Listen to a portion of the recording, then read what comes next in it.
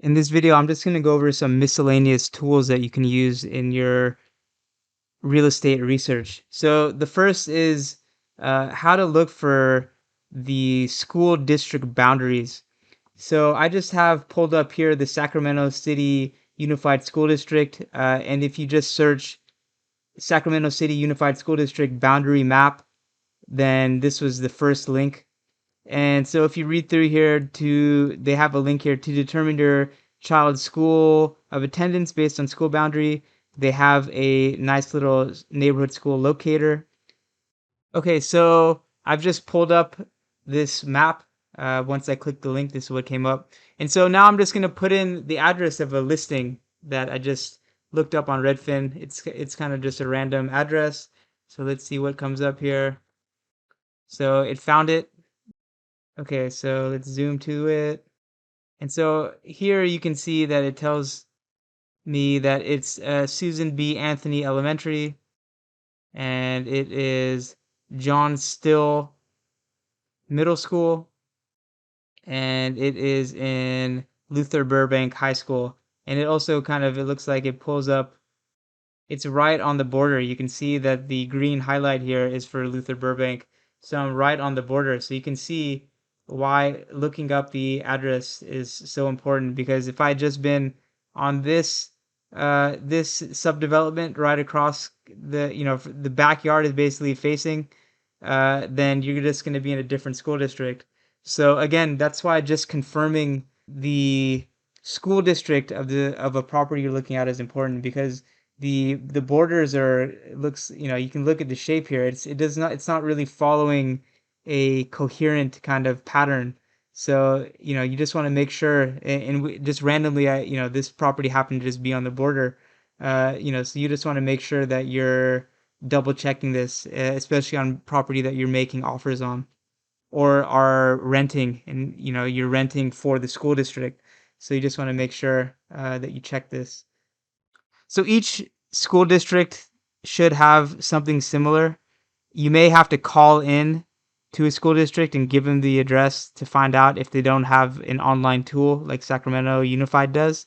But you should definitely double check and see what the status of your particular address is in relation to the school boundaries, and just confirm, because usually the online Redfin or Zillow or realtor.com will tell you what school district it is in, but I would recommend that you just confirm that. Okay, the other thing I wanted to show you was crime maps. Most cities have a mapping software to show you where crime is being committed. And so let's just look at San Francisco crime map and see what comes up. So you see the first link is the San Francisco crime map. You click on this, it gives you a link. And I will tell you just from experience that the government websites do not make it easy oftentimes to find the link to these crime maps. So you may have to search around and pay close attention, because they don't make it prominent. So you actually have to click this link here to get to the crime map. And so you see here that there are a bunch of different crime types. And so when we zoom in, it looks like this is a nationwide map. So it looks like this crimemapping.com has not just San Francisco, but a number of different cities, because for some reason it's bringing me to San Diego.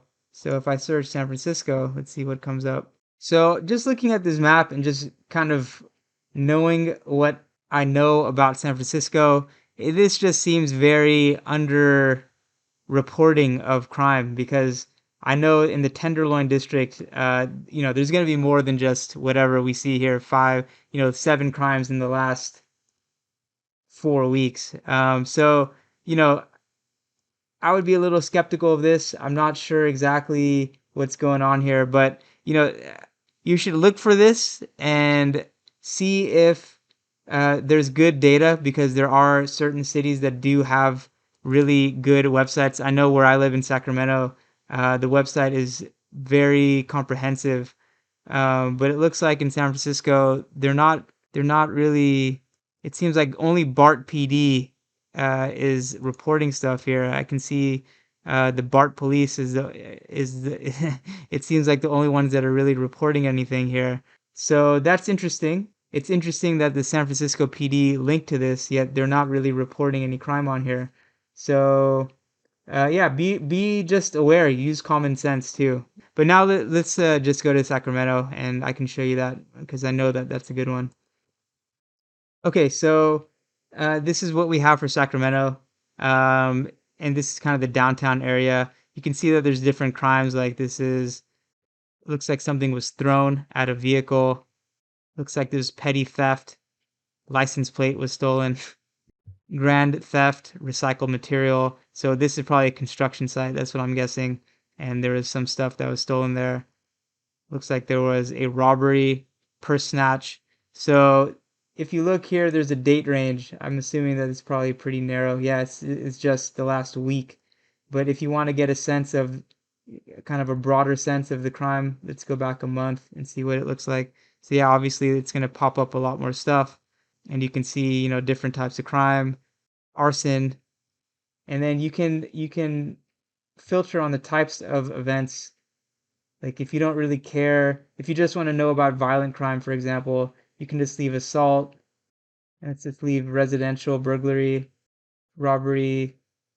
You can basically just add and subtract stuff. So when for whatever reason, it didn't have a weapons violation, I would definitely want to know if that's happening around where I live. Drugs or narcotics is also not picked or selected, so you may want to select that. And so yeah, you see here there's quite a bit of crime in the central downtown area.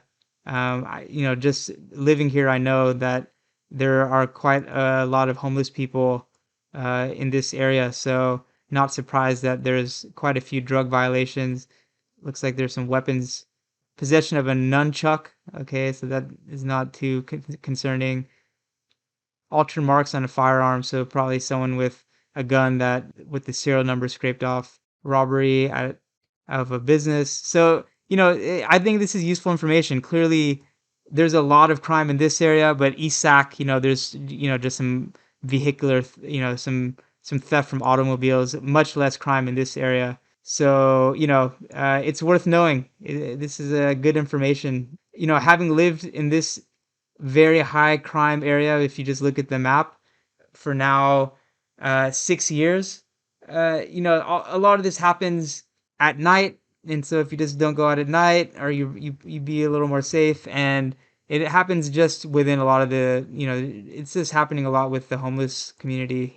So it's I think you also have to get a feel for the place, look around, walk around, because when you walk around the neighborhood, it's actually pretty well maintained, and the neighborhood's nice, but it's just kind of a mixed area, and there's nightlife here too, so I'm sure that's contributing. On the weekends, there's probably fights and random things related to nightlife that happen. So yeah, these crime maps are a good resource for you also to do some research about neighborhoods and properties that you're looking at.